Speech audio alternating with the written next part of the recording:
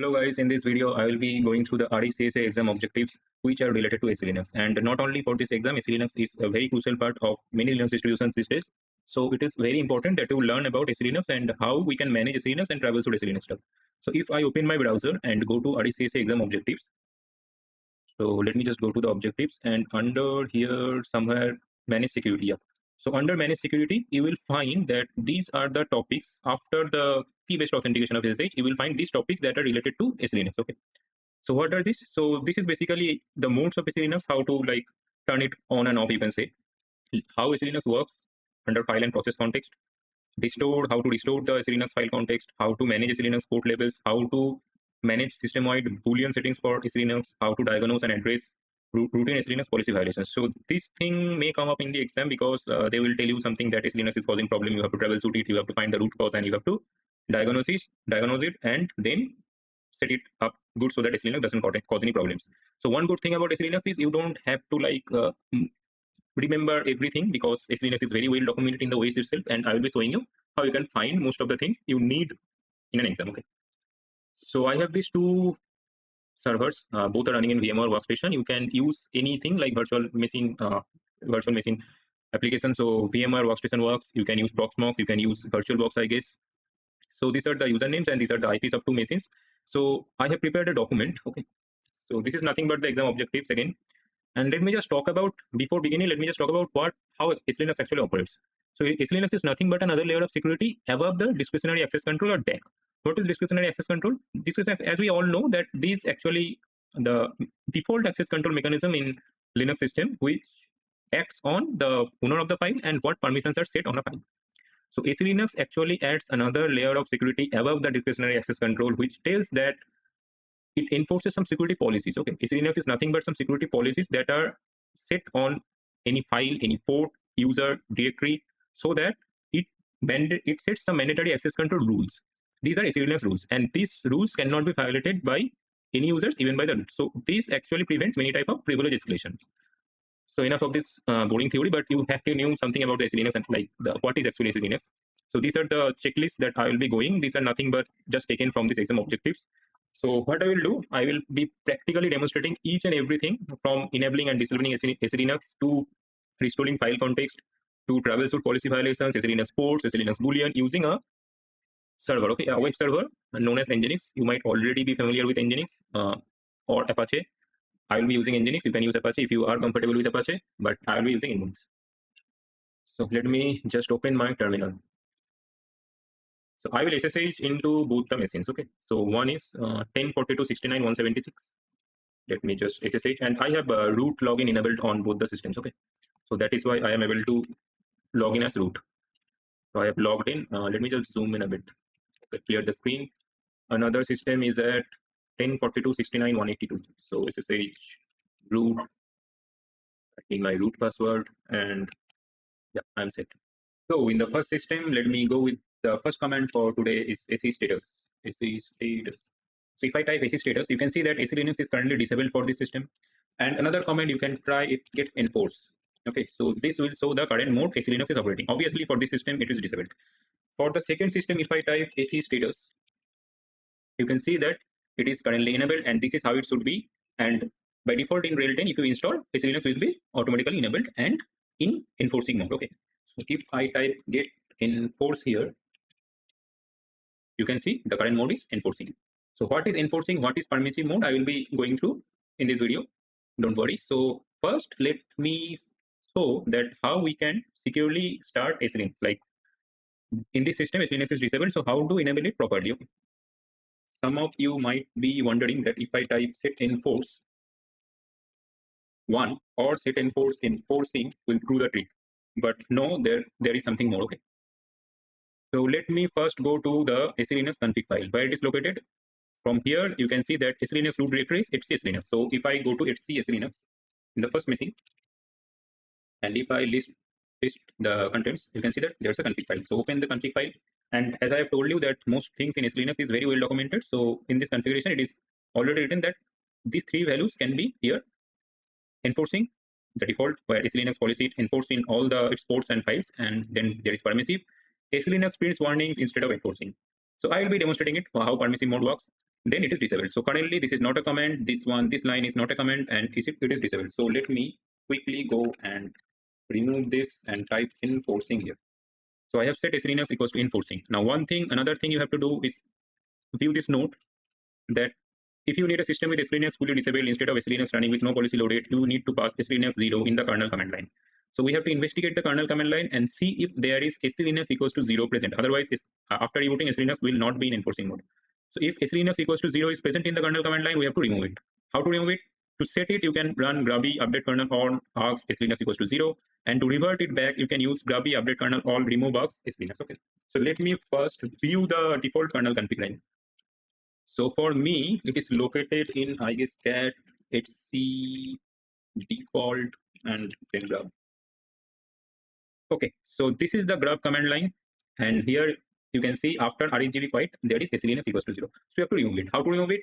Just copy this line to remove this argument.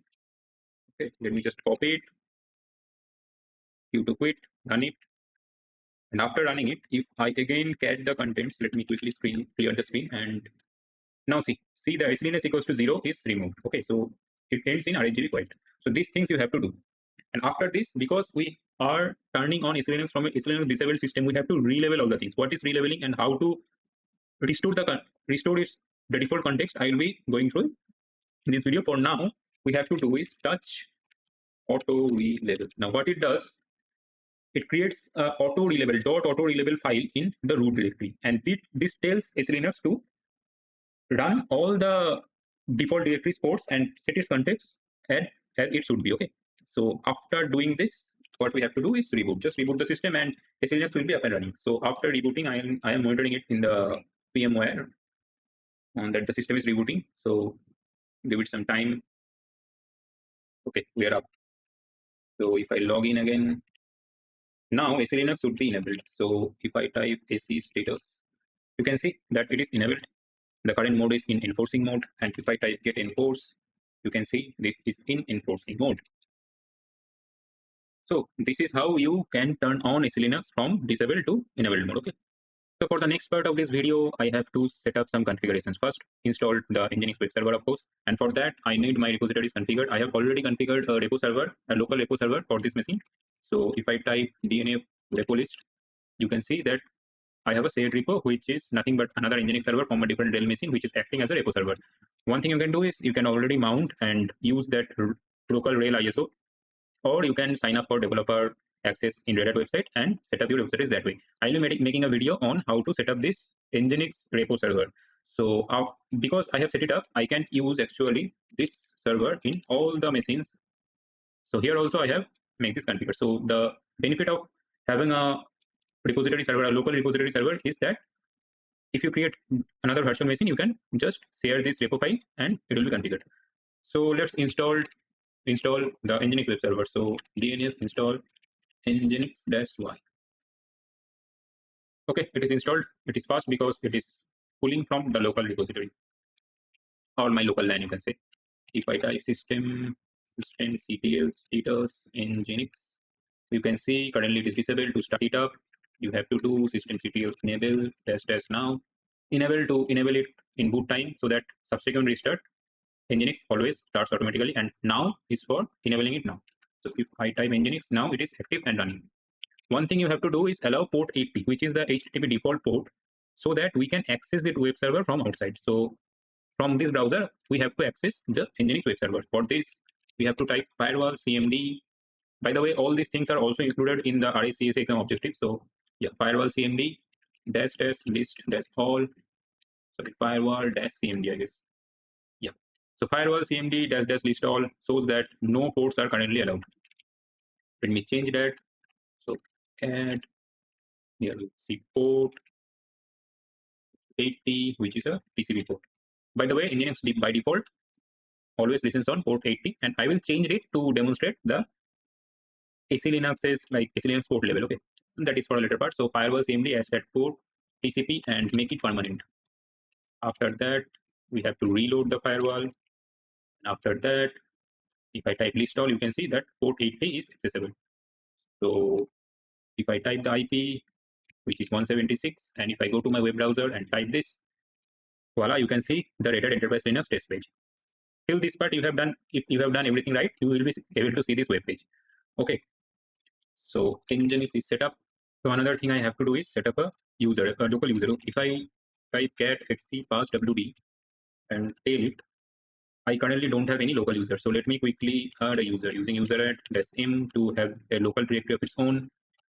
Set a custom UID of 2000 and name it setup. So after that, sorry, this. So user is created and its home directory is in home server. Okay. So let me also change the host name. And this host name ctl set dash host name, set it to mind palace. Let me reboot it. So let me connect it once more and in my password, and I am inside mind palace, which has a local user of Sherdog. Okay. So why did I set it up? To show that how SELinux file context affects its access. Okay. So let me again quickly go to the web server and refresh it. Here you can see that the default Nginx configuration file is located at etc nginx and .conf. Let me cat this file. Okay, zoom it, cat it. So under server, under HTTP and under server, you will see the document root. Notice the document root. The document root is user share nginx HTML. Copy it, feed into user share nginx and HTML. So I am in user share nginx HTML. So to show the file context of this directory, you can type ls-ldz. Okay. So Z is the option of ls that shows the SELinux related file context, and D is for directory. So I want to see the file context for this directory. Which directory? The user share nginx HTML directory. And you can see that the file context shows that system u object are httpd syscontent. Notice this httpd syscontent. Okay. So if I also do ls-lz for all the files, let me just zoom out. You can see for all the files it is same, httpd syscontent, httpd syscontent. If I touch a new file here, okay, so new file .html, let's say, and again ls-lz, you can see that the new file automatically gets that httpd syscontent. The first thing as this is system generated, so system u, but this is unconfined, this doesn't matter.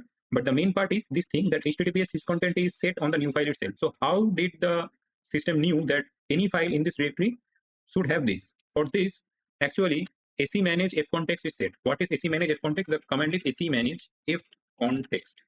I will commit to it later, but for now, just know that semanage fcontext is set in this directory so that any file in this directory should always have this file context. If I have to give an analogy, so let's assume a library. Okay, for library a rule book is there. So if context is the rules that are implied to a directory that says that whatever new file is created in this directory should always have the same file context. Okay, so I can show you that it is set for this directory, but when I will show the semanage fcontext, I will show it. For now, let's just deliberately create a problem. So how can I create a problem in this directory? For now, let me rm-rf the new file. Okay. So let me first go to, let me just switch to servlog user. So I am now servlog user, and you can see that I am in my home directory. So let me quickly make a website. Okay. Call it servlog.html. And I have some HTML content, interesting HTML content to copy it here. I have just made a file, okay, named servlog.html. You don't have to have this HTML embedded in this. You can just echo something like echo hello from servlog to this servlog. Okay, I have made, so it's a little bit interesting. Now if I type ls.lz, you can see for this file, the context is user home t because it's in the user's home directory. Now let me go back to root. Okay, so I am in this directory user share nginx HTML, and I have to move this file from which file? The home servlog, then servlog.html to this the local directory, which is this. So I have written dot. So let me just then do this, and here now you can see that the new file is having the user home dash t, which is not in compliance with the rules of this directory. Okay, the rules of this directory says that every file should have http syscontent t. The problem arises when you try to move a file from a different directory which had a different file context to this directory. If you try to create something, obviously it will have http syscontent t, and I will show it how the restoration of this works. But for now, if I try to move a file, you can see that it will be having user home dash t. Now, if I go to my website and type sherlock.html, you will see you will get the 403 forbidden. Why it is showing this? It is not able to access the HTML page because of this SELinux file context. Let me prove it. Okay, let me prove that SELinux is which is preventing it from accessing the page. This is how SELinux operates using file context. So if I type setenforce 0, what it will do? It will be running SELinux in permissive mode. In permissive mode, what SELinux actually does, it actually loads the policies, but it doesn't enforces it. When it doesn't enforces it, you can access the file, but SELinux is running. It will be generating a log, error log in the log, SELinux log, but it will not prevent it. So permissive mode is just for testing that SELinux is what it is preventing us from accessing the page. So if I reload it, you can see this web page that is an ASCII art of probably Sherlock and elementary my dear version shown. So it is able to access. If I again set it to 1 enforcing mode and reload, again SELinux is blocking. So now you know how file context works and how to set permissive and enforcing mode and how SELinux can block using in rules enforced on files. So if I type ls-lz again, you can see it is blocking because of this file context. Now how to make this work, how to do it the correct way? Permissive mode is not the correct way. Permissive mode is just for testing. How to do it the correct way? One thing you can do is to manually change it to http syscontent t. Okay. Another thing, because the rule book is already set to user share Nginx HTML that any file inside this directory should have this http syscontent t, we can actually restore context. Okay. We can run to restore the file context using make a copy of this. Okay. Again, my home directory. This is for a backup.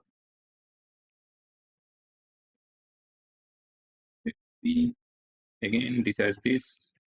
The command is restorecon. So restorecon is nothing but restore the file context. Restore context. Okay, restore context of. Let me just restorecon not only for this file. Let me just do rv. Okay, dot. What it does recursively restores everything in this directory. That is why the dot is there, and v is for verbose mode. If you and it already relabeled this file from user home t to http syscontent t because everything else was already good. So you can type SC status and see that it is in enforcing mode. Now if I reload this page, it is visible. Because why? Because this is now correct. This is now correct. This is how it should be. This is how it should be. Okay. Another way I wanted to show you was, let me just first remove this file. Okay, here. I have removed it and let me move it again from home sherlock.html to dot. Again, I have this file which has user home key. Another way you can do manually is lz. Again, you can do manually using chcon. So restorecon, we have seen restorecon. It can act on a file. You can act it recursively using in a directory. But for restorecon to work, you have to be sure that fcontext is set. What is fcontext? I will show it in a later part. Okay. For now, if you want to manually set this user home context to http syscontent t, what you can do is type chcon. So command is chcon, the type context for t, and the correct one is this one. So I am going to do Sherlock. Yeah. So chcon to change the context. What we are changing the type context. This is type context. Okay. So type context is changing. I am setting it to http syscontent t and which file Sherlock.html. So if I do this, of course, SELinux is enabled, and if I refresh it, yeah, it is still working because it is still correct. See, it is still correct. It is manually has been set from here. Okay. So this is what you needed to know about restorecon and chcon. So chcon is for manually changing a file context, and restorecon is to restore the default file context as it is set using semanage fcontext. So what is semanage fcontext? Now we will come to that. So now let's discuss about semanage fcontext, which is very important for the exam perspective. And how semanage fcontext works is that it sets some rules in a directory so that any files in the directory can have the correct SELinux context using restorecon. So to restorecon, for restorecon command to work, semanage fcontext should be set. So first, to demonstrate this, let me create a new directory first. Okay, let me get a new directory in srv, and let's call it Baker Street, because everything is in Sherlock theme now. So I have created a new directory in srv Baker Street, and I will go to srv. Let's just create it from here. Okay, vi srv Baker Street, and then Baker Street .html. Okay, so inside this I will be pasting another HTML content for Baker Street. Done. Now you can see that, sorry, not this directory. The directory is srv dot Baker Street, and if I type for both the directory and for the file, you can see the file context is var -d. Now what if I try to run restorecon in there? Let's try. Okay, type restorecon plus rv as before, and in the current directory. It did nothing. It did nothing. You can see we have chosen the verbose output, but it did nothing. Why? Because nothing is set for srv Baker Street in the semanage context. So how to set it? Before how to set it, let me do one thing. Let me share this to my web server. For this, I need to again configure some Nginx configuration. So let me move to etc Nginx, edit this file. So under server, yeah, I am in this right place. So after this, I will type a location. Sorry, location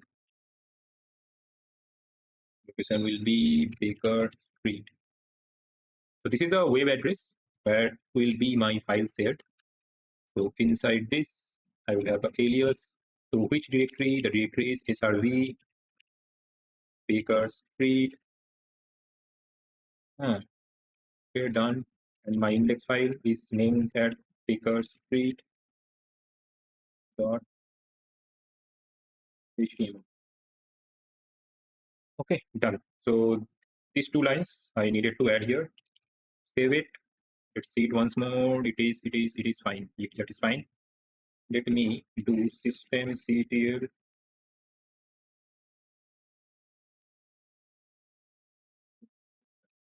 Nginx is restarted, and if I go to, you can see 403 forbidden. 403 forbidden means something is blocking it. If it was 404, then this path doesn't exist. So my Nginx web server is currently working as it should be, but something is blocking. What is blocking is obviously it is the SELinux. So if I type setenforce to 0 to set it to permissive mode and try to reload it, yeah, this is the page I wanted to show. So it is showing. And if I do setenforce 1 again, try to reload it, yeah, for 403 forbidden is again thrown. So now we can set for these directories. So for this directory, we have to set the semanage fcontext.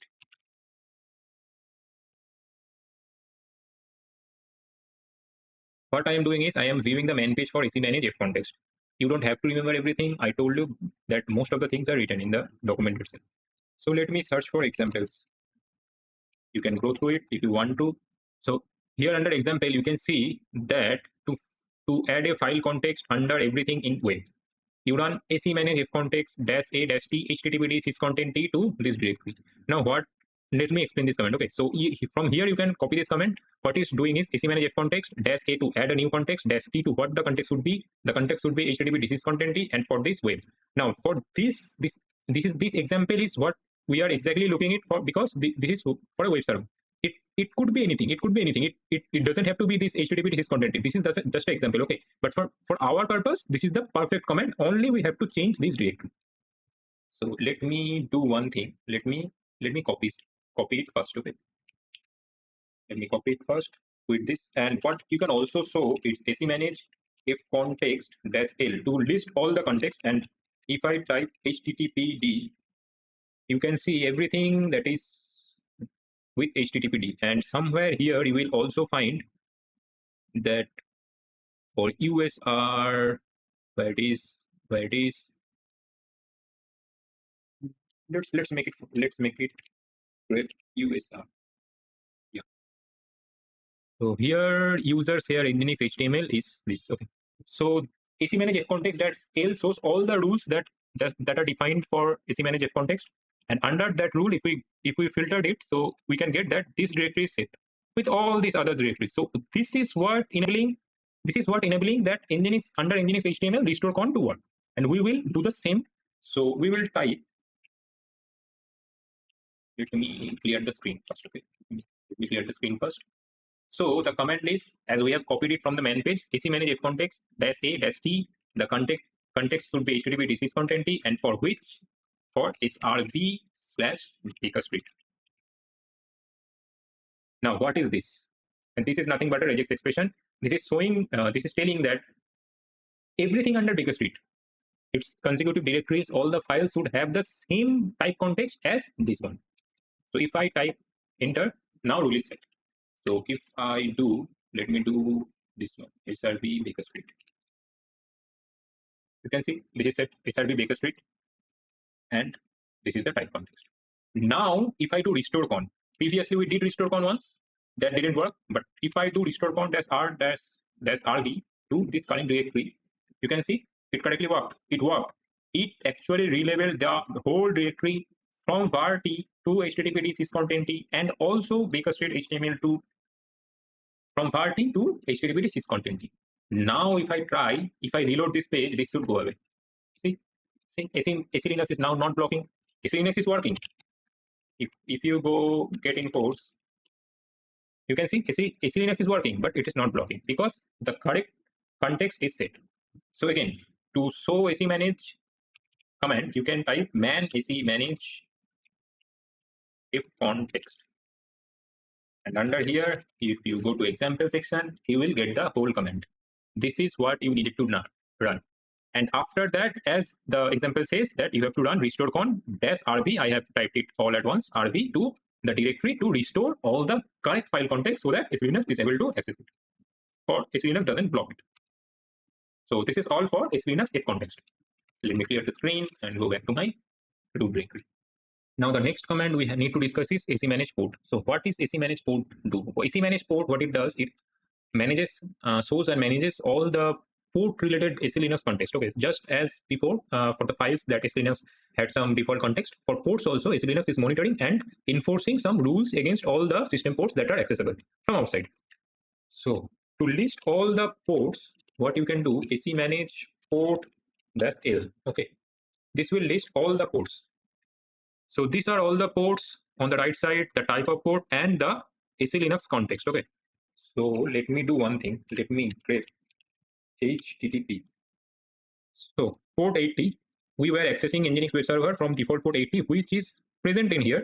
That is why it is allowing us to view the service, like allowing us to access the service on port number 80.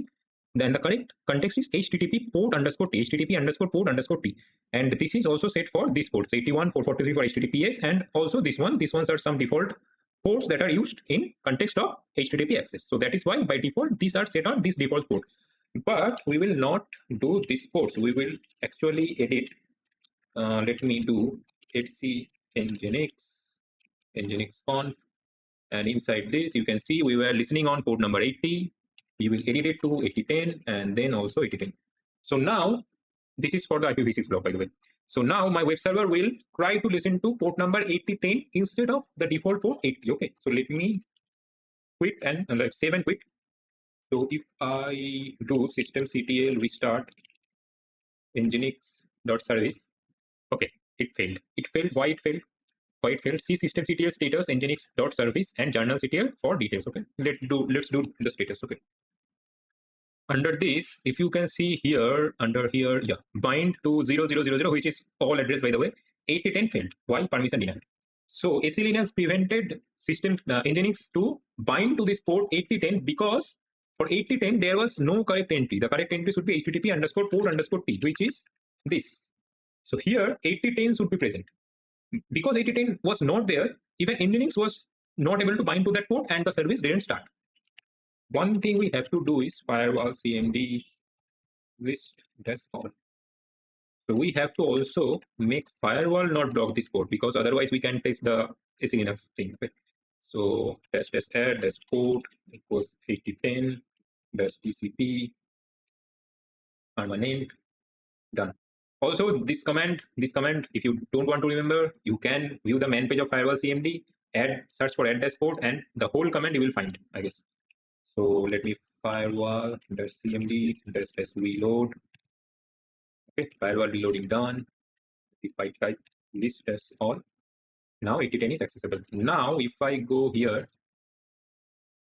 to 8010, oh, it was cached. It was cached before. So now this is not working. If I try to access this web server on port number 8010, we can't access it. And why should we? Because the Nginx service is not able to start. So for this, we have to add the 8010 port in semanage port. Okay, how to do this? Again, we have help. This is port. So man semanage port for ports, and here again there will be some example. And exactly what we were looking for, this one is this semanage port dash a dash t ssh port dash t dash p, sorry, underscore port underscore t dash p, TCP is the type and the port number. What it is doing is allowing port 8991 as SSH port dash t. For our purpose, we need HTTP underscore port underscore t, and for our purpose, the port number is 8010. Okay, so we will grab this with the man page. We'll go this. We'll so do 8010, and the rest of the command is as it is. So for completion, to delete it, you can do this. This will delete it. Again, let me add it. Also, I forgot that you can also do, let me see, manage fcontext.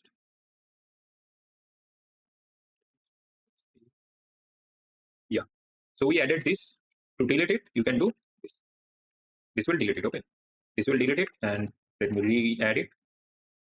So if I do again semanage scale grep for HTTP, you can see that now 8010 is added. Now 8010 is added. Now if I try to restart Nginx, it should work fine. Yeah, it actually didn't throw any error. And if I try to log the status, yeah, it is running. Now we can reload this page, and yeah, it is working.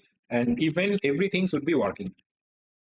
Yeah, Baker Street is working, and everything it's working in. So the command you needed was port dash a dash t, the correct port context, the type of port, and the port number. And once again, this is the best friend for this.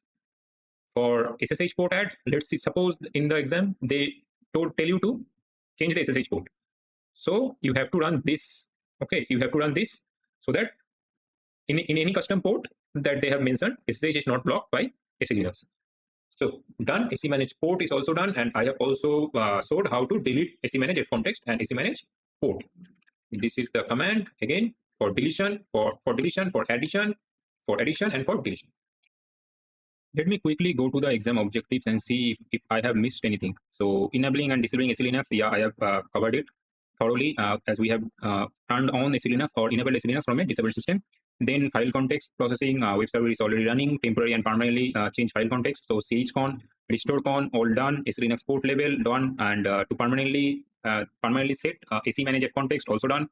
So the next thing is SELinux boolean, okay, and its use cases. Yeah, I will explain it now. And then AC troubleshoot server for troubleshooting SELinux error and policy violations. And this is actually very good because SELinux, more often than not, it actually tells you the exact thing you need to do if a policy violation is done. I will give examples and useful tips that, yeah, I am already sharing useful tips. If you have grabbed it, you are well and good. So I am back in my terminal. So let me first say something about SEBool. Okay, so what is SELinux booleans? SELinux booleans, as you can think of it as off on switch. Booleans can have only two values, okay, 0 or 1. So in this case, on or off. So this change the system-wide behavior of SELinux for a port, for a directory. Okay, how it works, I will give an example. For this, let's see if I have a user.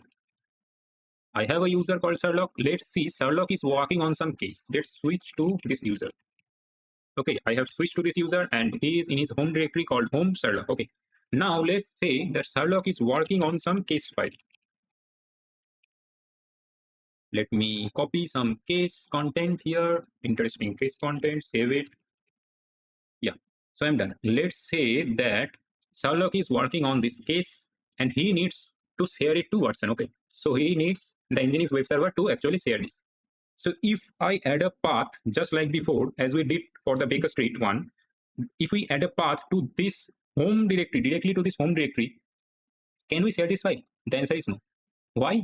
Because if we first let's exit from this user, okay, back to root, clear the screen, and if I type get, sorry, not, yeah, you can use get ac bool also, get ac bool dash a to list all, okay, get ac bool gets all the SELinux boolean that is enabled in the system, okay, and then grep for read user content. You can see it is off. Much more useful is AC manage boolean, AC manage boolean SL to list all, and then also grep this thing. Yeah, it also says what it does. So the current is off, the default is off, the switch is currently off, the default is also off, and this switch actually allows HTTPD to read user content. Now HTTPD cannot read user content because the user content is in Sherlock's home directory, which is user's home directory, which is read user content. It cannot access it. If let's first add that. Okay, let's first add that path to our server so that I can prove that it cannot access. Let's do etc nginx.conf, and yeah, last we added this one.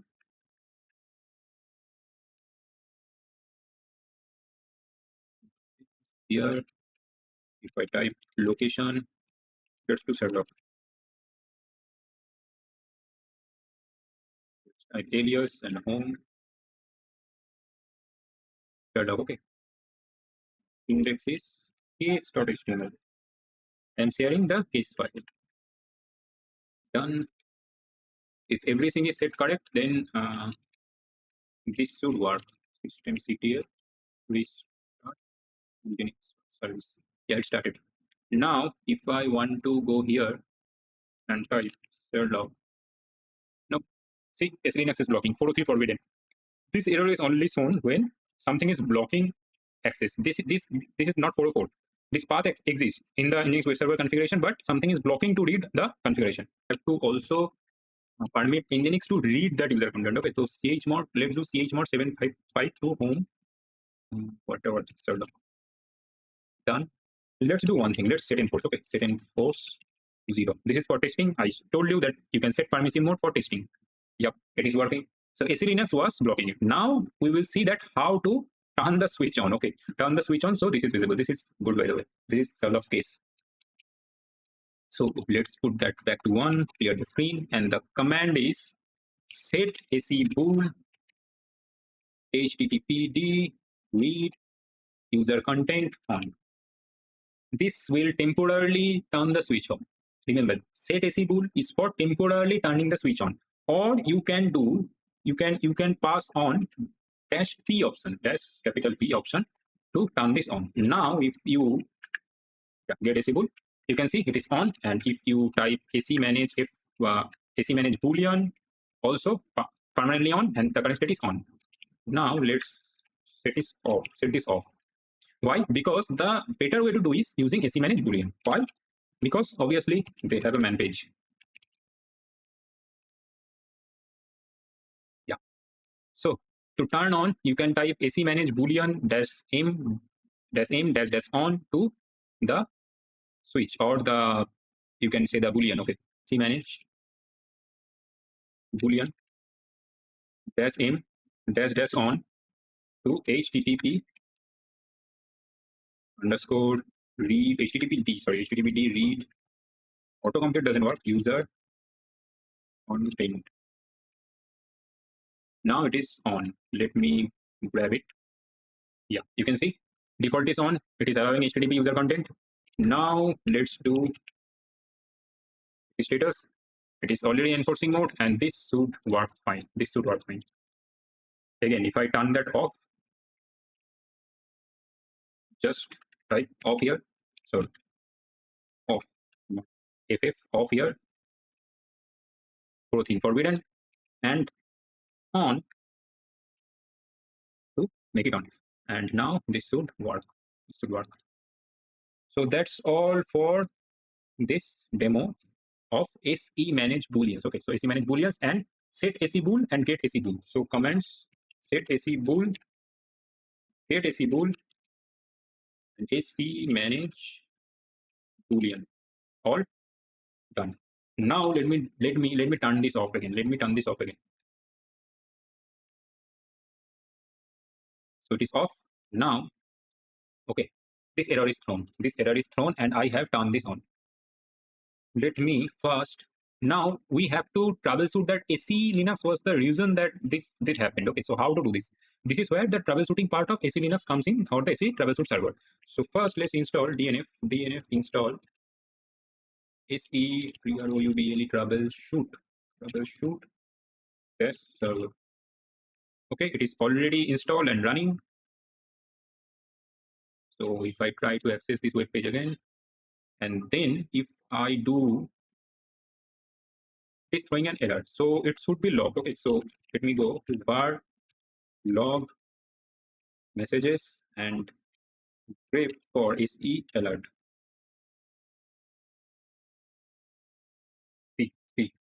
See here, it is exactly showing this. SELinux is preventing this directory, the Nginx configuration file, or the Nginx, actually the Nginx binary file, to access file case.html. For complete SELinux messages, run SEalert.l. See how it is helpful, because it is actually showing you the exact thing what is happening whenever, because SELinux boolean is set to off and I am trying to access this web page, it is throwing this error.